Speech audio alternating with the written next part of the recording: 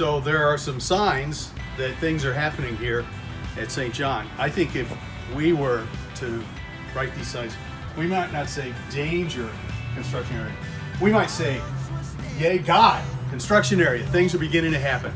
And we're gonna give you an update. Seth's gonna take you on a little bit of a tour and share with you what's going on here with our renovation process.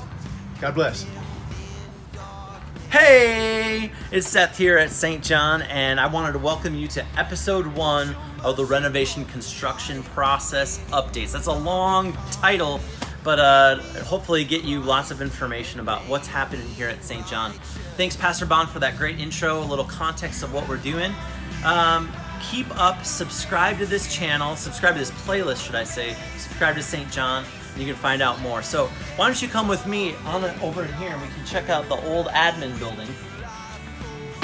Hard hats required. This over here used to be my office. It's not my office right now. But we're gonna have some awesome things coming in here, all new offices, and we're working on tearing things out right now. The construction guys are doing a great job of getting it down to the studs.